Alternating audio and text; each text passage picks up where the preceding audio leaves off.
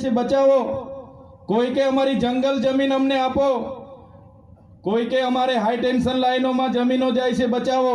5 વર્ષ સુધી આપણા લોકો લડે છે રોડ પર, શિક્ષકોની ભરતી માટે ઉતરે, શાળા સારી આપો એના માટે ઉતરે, પીવાના પાણી માંગે, ડેમોમાં જમીન જાય એના માટે લડે। પણ જેવી ચૂંટણી આવે, દેશના વડાપ્રધાન અહીંયા આવે અને કહે કે ભાઈ હું તો નાનો હતો, નાના પોંડામાં ફરતો હતો, કપરાડામાં ફરતો હતો, કોલોક નદીમાં નાવા જતો હતો,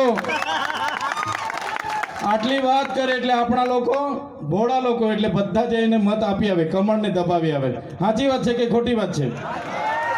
5 વર્ષની સમસ્યા ભૂલી જાય અને કમળના બટનને દબાવી દબાવી દબાવી 30 વર્ષ સુધી તાલુકામાં, જિલ્લામાં, ધારાસભ્યમાં, સાંસદમાં બધી સરકારો એમની તમે બનાવી આપી છે ને।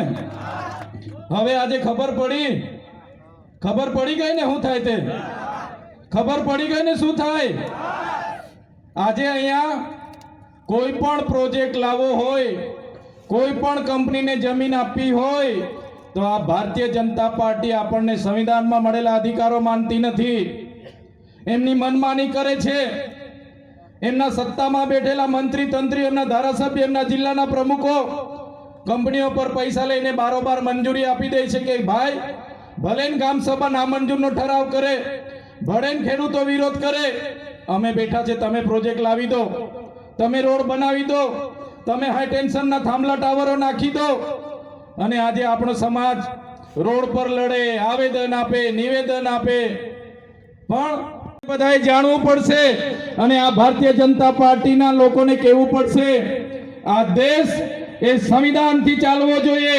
આ દેશ એ ભાજપના નરેન્દ્ર મોદી કે અમિત શાહના મનુસ્મૃતિથી નહીં પણ દેશના સંવિધાનથી ચાલવો જોઈએ। આપણી બધાએ માંગણી કરવી પડશે।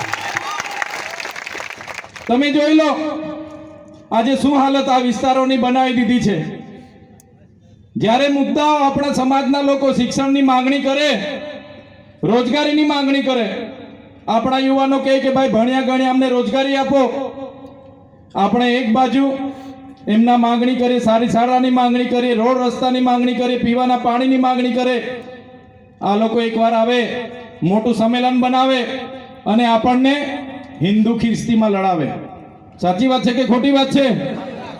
અહીંયા ધર્માંતરણ થાય છે, અહીંયા ફલાણું થાય છે, ઢીકણું થાય છે। એમના નેતાઓ આપણને હિન્દુ ને ખ્રિસ્તી, હમણાં સુધી તો આખા દેશમાં આ લોકો હિન્દુ મુસ્લિમ કરીને ભારત પાકિસ્તાન હિન્દુ મુસ્લિમ કરીને આપણને અત્યાર સુધી મંદિર ને મસ્જિદમાં લડાવ્યા છે। પણ હમણાં આ વિસ્તારમાં હિન્દુ ખ્રિસ્તીના નામે લડાવવાની વાત આ લોકો કરે છે। ત્યારે એવા લોકોને કહેવાનું છે તમે શિક્ષણની વાત કરો, રોજગારની વાત કરો, અમારી મૂળભૂત સુવિધાની વાત કરો। એટલે આવા લોકો હિન્દુ ખ્રિસ્તીમાં લડાવનારા જે પણ લોકો છે એવા આરએસએસના અને ભાજપના લોકોને ઓળખી લેવાની જરૂર છે।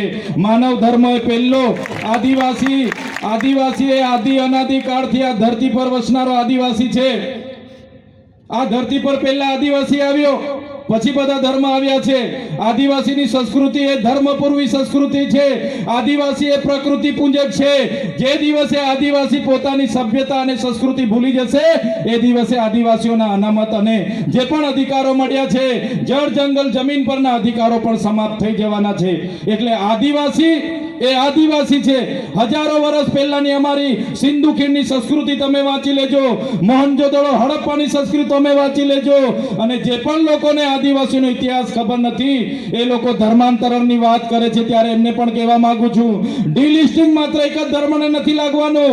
જ્યારે આદિવાસી તરીકે કોઈ બીજા ધર્મ અપનાવે છે, એ ચાહે ખ્રિસ્તી હોય, એ ચાહે મુસ્લિમ હોય, એ ચાહે હિન્દુ હોય, કોઈ પણ ધર્મમાં આદિવાસી જશે જે દિવસે ડીલિસ્ટિંગ બધા જ લોકોને લાગુ પડવાનું છે।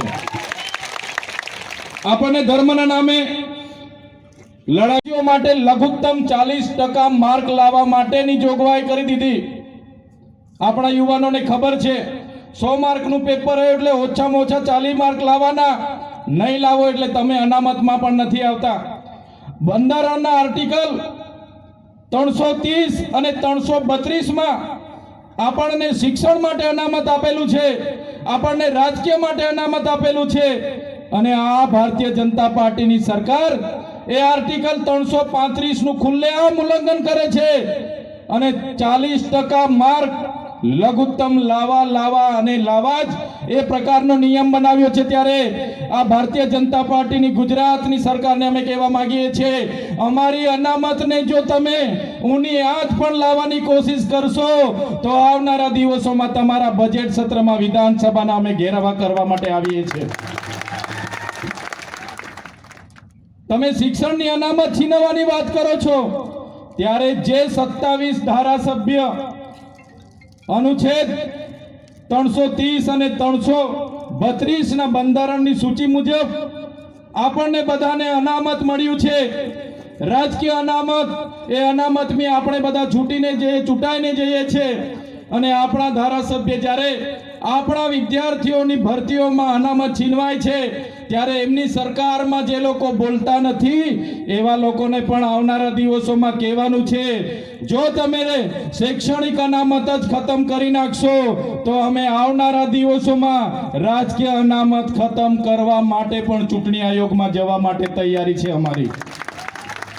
જે દિવસે રાજકીય અનામત ખતમ થશે તે દિવસે આ વિસ્તારમાંથી આદિવાસીની રિઝર્વ બેઠક પરથી જે સાંસદ બન્યા છે, આદિવાસીની રિઝર્વ બેઠકથી જે લોકો ધારાસભ્ય બને છે, આદિવાસીઓની રિઝર્વ બેઠકથી જિલ્લા તાલુકાના પ્રમુખ બને છે, આદિવાસીના રિઝર્વ બેઠક પરથી જે લોકો સરપંચ બને છે, એ લોકોને ભાન આવી જશે આજે અનામત છે આપણું રાજકીય, ત્યારે ચૂંટાઈને આવશે। જ્યારે અનામત નહીં હશે ત્યારે તમારી કે અમારી બધાની હેસિયત નથી કે આપણે ચૂંટાઈને વિધાનસભામાં જઈ શકીએ।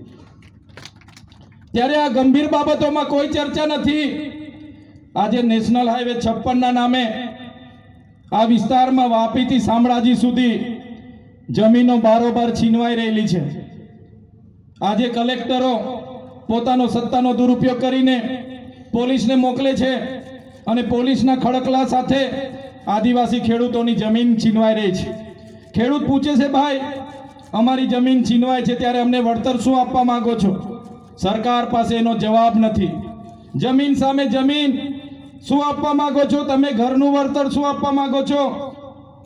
બોર જાય, કૂવો જાય, આંબો જાય, આંબલી જાય, અમારું કાચું ઘર, પાકું ઘર, એનું વળતર સરકાર આપવા તૈયાર નથી। અને જે લોકોની તો જંગલ જમીન છે, સનદ છે, જેમણે પોતાને સનદ મળીથી લેવલિંગ કર્યું, કૂવો કર્યો, બોર કર્યો, ઘર બાંધ્યું, એને તો સરકાર 1 રૂપિયો આપવા માટે તૈયાર નથી। ત્યારે આ મંચ પરથી આ સરકારને કહેવા માંગીએ છે, આદિવાસી વિસ્તારમાં કોરિડોરના નામે, એ ચાહે સાપુતારાથી સ્ટેચ્યુ ઓફ યુનિટીનો કોરિડોર હોય, એ ચાહે વાપીથી નાસિકનો કોરિડોર હોય, એ ચાહે વાપીથી શામળાજીનો નેશનલ હાઈવે 56 હોય, આવનારા દિવસોમાં આદિવાસી વિસ્તારમાંથી 1 ઇંચ પણ જમીન અમે આપવા તૈયાર નથી। એક બાજુ નવસારી હોય, સુરત હોય, એ જિલ્લામાં બીજા ખેડૂતોને 5 ગણા એનેની જમીનના 5 ગણા વળતર ચૂકવાય છે અને આપણા ખેડૂતોને જંત્રી પ્રમાણેની ચૂકવણાની વાત કરે છે। ભાઈ જંત્રી આ વિસ્તારમાં કેટલી છે? 18 રૂપિયા, 19 રૂપિયા, એના 5 ગણા એટલે મીટરના 100 રૂપિયા। ત્યારે હવે કોઈ સરકારને વિકાસના નામે જમીન આપવાનું થતું નથી અને સરકારને પણ કહેવા માંગીએ છીએ, તમે ડેમોના નામે, તમે કોરિડોરના નામે, તમે હાઈ ટેન્શનના નામે, તમે નહેરોના નામે, તમે વન અભયારણ્યના નામે, તમે અનામત જંગલના નામે, તમે અણુમથકના નામે, તમે જે પ્રકારની જીઆઈડીસી જીએમડીસીના નામે અમારા મૂળ માલિકોની જમીનો છીનવી છે, ત્યારે આવનારા દિવસોમાં આ જ પ્રકારની પ્રોજેક્ટો માટે અમારા લોકોની જમીનો છીનવવાની વાત કરશો તો અમે એ દિવસે રોડ પર પણ ઉતરીશું અને ગાંધીનગરના રસ્તા પણ અમે પકડવા માટે તૈયાર છે। સાથીઓ, વન અધિકારનો સંરક્ષણ ધારો અંગ્રેજોની વખતમાં 1862 માં બન્યો। જંગલ ખાતું 1927 માં અસ્તિત્વમાં આવ્યું અને જંગલ ખાતામાં જે આદિવાસી ગામો આવે, ફારે ગામોને એ ખેડતા જંગલની જમીનો આપવાની જોગવાઈ સૌપ્રથમ 1980 માં બની। એમાં કેટલાક લોકોને એના અધિકારના દાવા મળ્યા। ત્યારબાદ વન અધિકાર અધિનિયમ 2006 અંતર્ગત જે પણ લોકો જંગલમાં રહેતા હોય, જંગલની જમીન ખેડતા હોય, એમને જમીન આપવાની જોગવાઈ કરવામાં આવી। છતાં પણ આજે આ વિસ્તારના હજારો ખેડૂતોને જે જંગલની જમીન ખેડે છે એના હક દાવા સનદ હજુ આજ દિન સુધી આપવામાં નથી આવી, ત્યારે અહીંના સાંસદો અને ધારાસભ્યને કહેવા માંગીએ છીએ, તમારું જંગલ ખાતું પણ નહોતું, તમારું પોલીસ ખાતું પણ નહોતું, તમારી સરકાર પણ નહોતી,